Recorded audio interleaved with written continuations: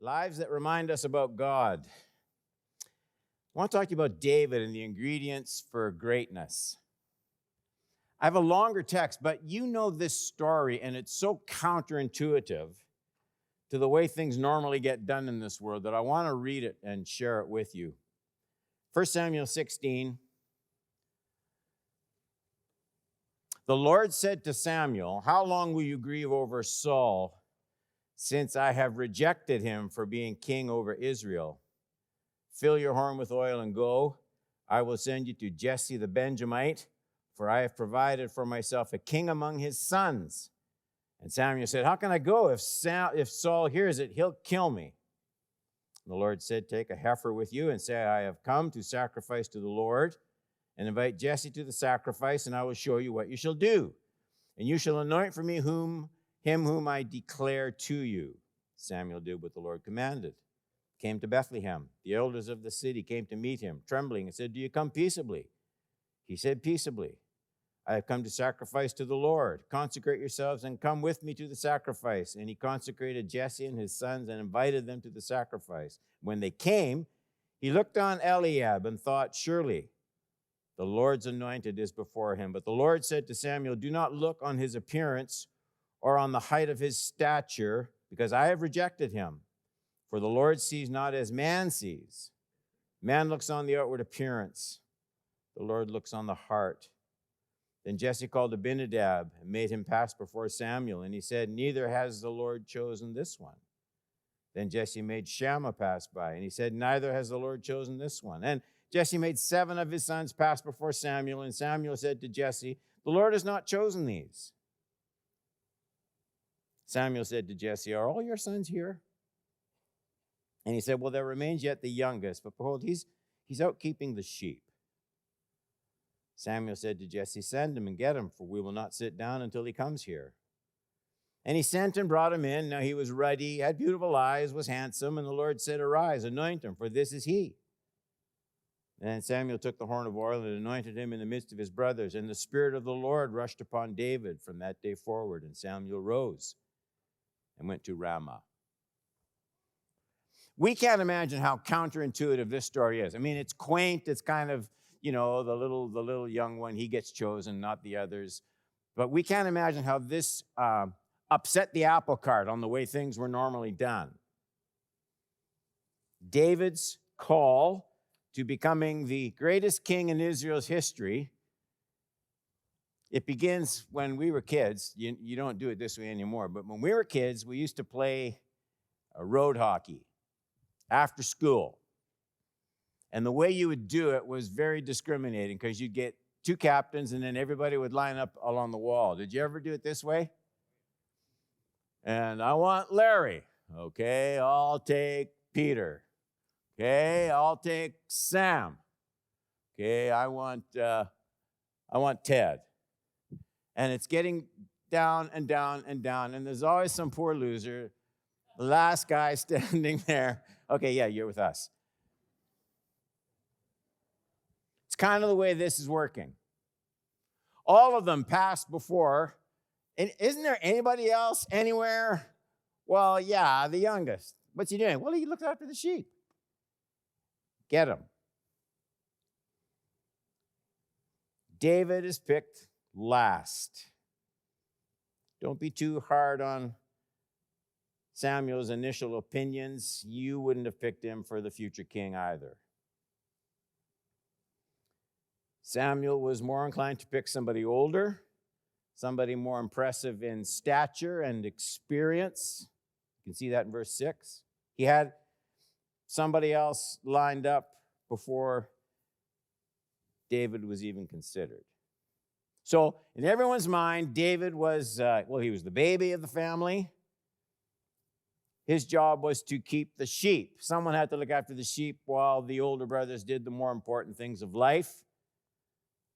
Apparently, nobody thought it was even that important for David to be at the choosing of a king.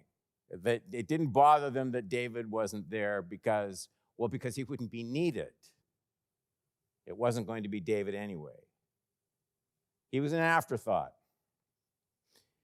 Because of this, the first thing God does is remind Samuel not to judge by outward appearance, 16:7. We know that in theory, we get it. Yet we fight the spiritual battle of constantly trying to make place for ourselves in so many ways. We work harder sometimes at developing skills than developing character. I mean, after all, there are image consultants. There are no integrity consultants. We're such outwardly oriented creatures. Then and now, the qualities God looks for are inward: character, faith, purity of heart.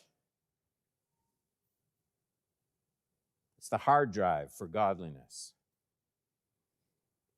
And apparently, those qualities are rare. It's striking to put it this way. Instead of just saying, God picked the youngest and the least, the one out looking after the sheep, you might flip it and say, God didn't see those kind of qualities in any of the other brothers. They're rare. David is this man after God's own heart. So the qualities. What is so special about David? What made him this man after God's own heart? And I just picked a few things at random. Let me share them with you. A, he had the courage to perform his duty faithfully, sometimes against great obstacles. I was looking at 1 Samuel 17, and if you pick it up at verse 34, David said to Saul, now, they're going to be fighting. He's going to go out and get Goliath, okay? Eventually, that's where this is going. David said to Saul, your servant used to keep sheep for his father. And when there came a lion or a bear and took a lamb from the flock, I find this amazing. I don't know. I went after him and struck him. A lion? I went after him and struck him and delivered it out of his mouth. And if it rose against me, I caught him by his beard and struck him and killed him. Like, I just find that terribly impressive. Your servant has struck down both lions and bears. And this, Goliath, this uncircumcised Philistine shall be like one of them, for he has defied the armies of the living God. And David said, here's where this lion-bear stuff comes into play. The Lord who delivered me from the paw of the lion and the paw of the bear will deliver me from the hand of this Philistine. Now, David, when he was out there with the sheep, protecting the sheep, he wasn't consciously grooming himself to take over as king. You can't form character authentically when you're just looking for a promotion. Character is always formed and revealed by what you do when really no one else is looking. You're not campaigning, you're just doing your job faithfully. Nobody would have seen, probably, we don't know, but it's not stated anywhere, nobody would have seen David if he chose to abandon the sheep when danger came. Who would have blamed him for backing down from a lion? I wouldn't. But he doesn't. There's nobody around to see him. He's not a glory hog. He's not looking for something to put on a job description. And I guess faithfulness kind of brings its own reward in time. I mean, I think that principle is backed up again by Jesus in the parable of the talents. You probably remember it. It's in Matthew 25, but I'm just picking up verses 21 and 23. And his master said, the master gives them talents, goes away, comes back, and reckons with them. Master said to him, well done, good and faithful servant. You've been faithful over a little. I will set you over much. That's David looking after the sheep. You've been faithful over little, I will set you over much. Here's the next one. And his master said to him, well done, good and faithful servant. You've been faithful over little, I will set you over much. So the capacity of the heart for faithfulness toward God is only expanded by the application of faithfulness to smaller things earlier on. I hope this doesn't shock you. You can't just pray your way into faithfulness. You serve your way into faithfulness. So there's David, behind the scenes, nobody watching, faithful to the task at hand. B, this I think is key. He allowed the experiences of the past to build faith for the future.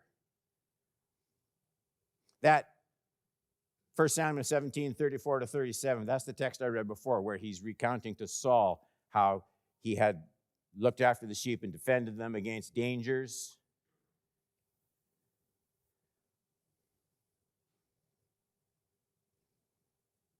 Because God had been with him in the past, this is what he does. Here he's facing Goliath. He's never faced Goliath before. None of the armies of Israel are going out to meet Goliath.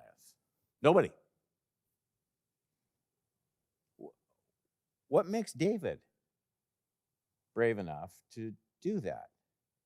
Well, here's what David does. He takes, God was faithful here with the lion and the sheep. God was faithful to me here with the bear, and he only cites those two accounts, but I'm sure there were others. And he takes the experiences of the past where God had taken care of him. And he said, God looked after me there, God looked after me there, God looked after me there. He will look after me here. He has this confidence. But here's the point. Everybody in evangelical circles and in Pentecostal circles knows the importance of faith. We talk a lot about faith. What I see here is this. You can't just, and so there's a crisis, there's a need, there's a doctor's report, there's the situation in the family, there's the financial crisis. You can't just conjure up faith at the last minute in the face of an emergency. What David does is he looks back. God was faithful here. He was faithful here. I can't think of any good reason why he won't be faithful here. Because why didn't somebody else get up? There are people bigger than David, probably stronger physically than David. Why weren't they getting up? Well, somehow they didn't do the mental work David does. He applies what God has done in the past to what God will do for him in the present. He develops faith over the circumstances that he's walked through.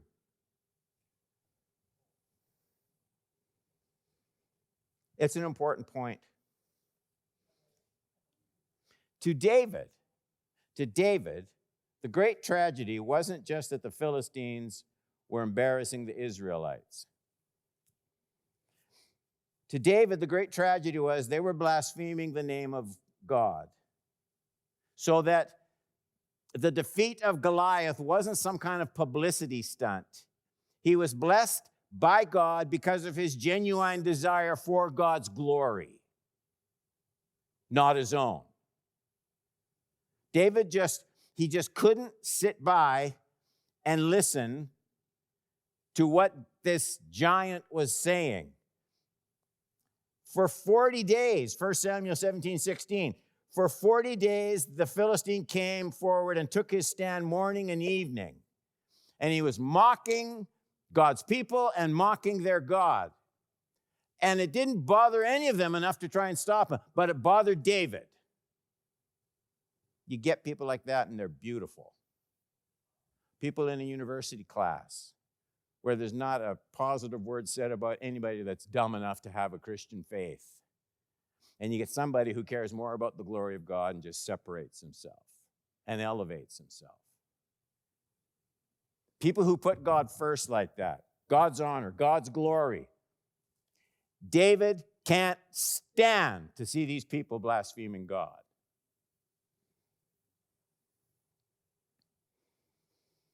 Nobody else was bothered that God was mocked. Nobody else was bothered by it. So it makes me, this is the way I read the Bible. Nobody else was bugged enough to do anything about it. Out of all the armies of Israel, why was David so bugged? Like, what made him different? Why they could stand to listen to this mocking and David couldn't? What's the difference? And it leads to the next point, C. David was a man in the habit of relating all of life to God and to God in prayer. You can see it especially in the Psalms, of course. That's later on, I know. Psalm 37 is a great example. I'm not quoting it. You can read it when you get home.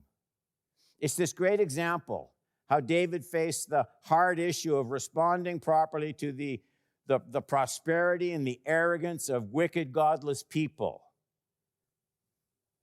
And David wrote those words of Psalm 37. You'll see a little note in your Bible. He wrote those words while hiding for his life. Saul was hunting him down like an animal. Later on, his own son Absalom was trying to steal the loyalty of the people away from King David. These are tough times. I mean, how do you keep your heart pure and holy, free from hatred, free from revenge during circumstances like that? And the thing is, David knew how to relate all the difficult events of life to God in prayer. He would see temporary situations, Saul hunting him down, Absalom betraying him, or earlier on, facing Goliath. And his number one concern is always the glory of God.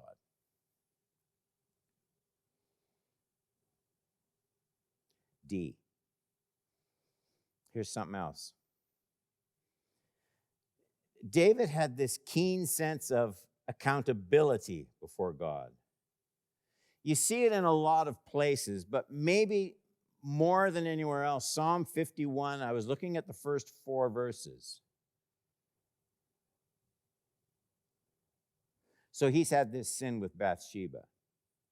It's what he's famous for, unfortunately. Goliath and Bathsheba. And he prays after his failure. And you wonder, was he on his face before the Lord? Was he weeping? Have mercy on me, O God.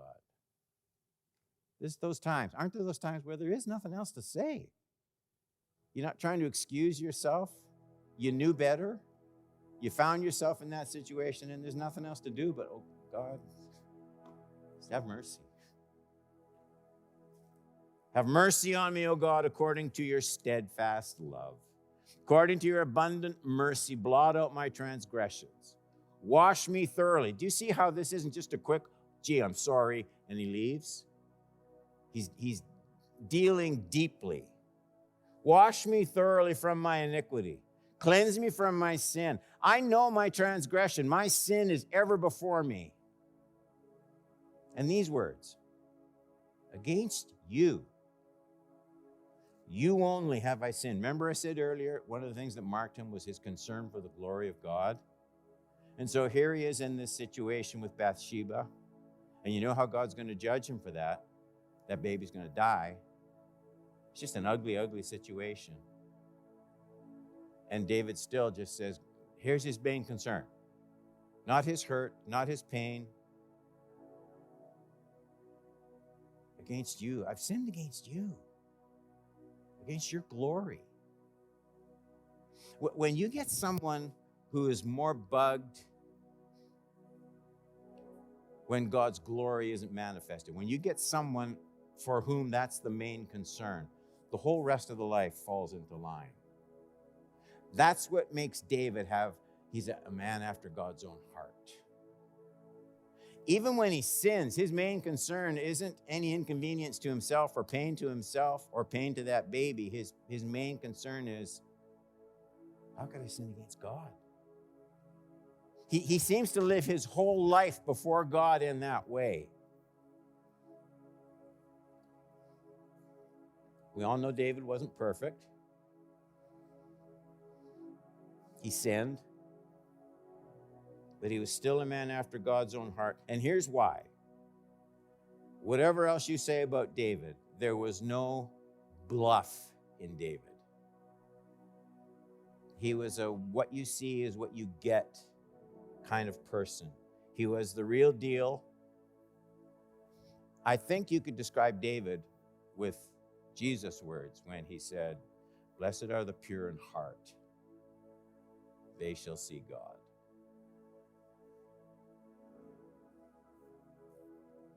I don't know what giants you face. Surely there are some.